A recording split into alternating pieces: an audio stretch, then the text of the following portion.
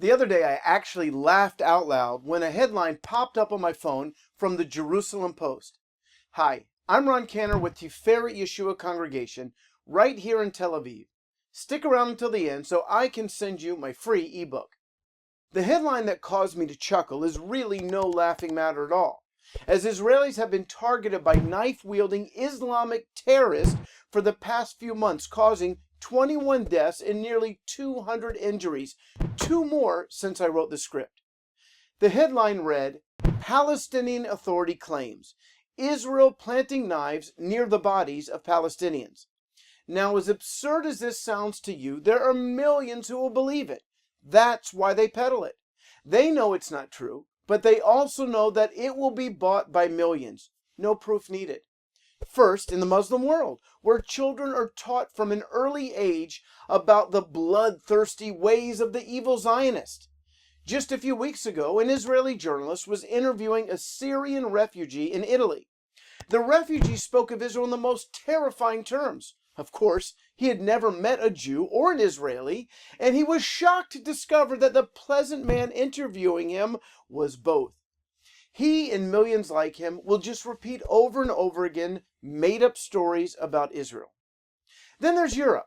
There are millions of Europeans who also see Israel as an evil imperialistic superpower, gobbling up other people's land. Never mind that we have given back more land than the mass of our entire country. They will see the headline and think, yeah, not surprised. So as absurd as it sounds, let's investigate the claim.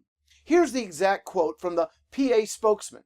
Because it's in writing, it's impossible to know if he actually said it with a straight face. Quote, Israel is violating all international treaties that provide protection for children. Israel has become professional in distorting the facts, accusing victims of its crimes that they were carrying knives or by planting a knife next to the bodies. Well, it's a brilliant strategy on the part of the PA. Let's not talk about terrorists stabbing unsuspecting Israelis in the streets. Let's make the conversation about Israel not protecting Arab children. But is it true? Is Israel killing Palestinians and planting knives next to their bodies? I have a few points. Number one, if this is the case, where are the Israeli bodies with fatal stab wounds coming from? How did nearly 200 Israelis get stabbed? Number two, Muslim leaders like this nut job have been encouraging Palestinians to stab Israelis in their venomous, hate-filled weekly rants. Oh, and this message was given on the Temple Mount in Jerusalem at the Al-Aqsa Mosque. How is this guy not in jail? Number three, even their parents admit they were terrorists. The accusation was made after Ashrakat Katnani, a Palestinian girl, was neutralized as she sought to stab Israelis. The Jerusalem Post reported it this way. The PA government said that Katnani was a victim of daily crimes and organized terrorism carried out by the occupation. However, the girl's father, Taha, was quoted by Palestinian media outlets as saying that his daughter had planned the attack because she wanted to die as a martyr. He added that he was proud of his daughter, and the young girl asked that her organs be donated after her heroic martyrdom. Of course, that would be impossible as, get ready for this, Israel is already harvesting the organs of the heroic Palestinian martyrs.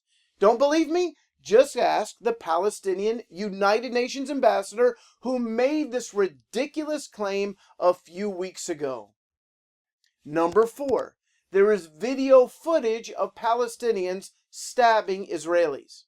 Number five, Palestinian terrorists have been bragging on Facebook that they are going to be martyrs only hours before stabbing Israelis.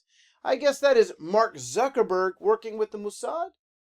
One person jokingly suggested that Israeli bodies are unjustly attacking Palestinian knives. In other words, it's always Israel's fault. If you want to learn the truth regarding the Israeli-Palestinian conflict, you can get my ebook free on the topic. Just go to roncan.net/15facts and make sure the F is capitalized. If you'd like to come and join me and my wife Ilana in Israel for our next tour, Just go to livingstonesisrael.com. This video has been brought to you by our congregation, Tiferet Yeshua, right here in Tel Aviv. For more information, please go to reachtelaviv.org. And while you're there, consider becoming one of our partners by making a donation so that we can continue to share the good news of Yeshua here in Israel and bring you these weekly teachings. Now, don't forget to subscribe. Shalom from Tel Aviv.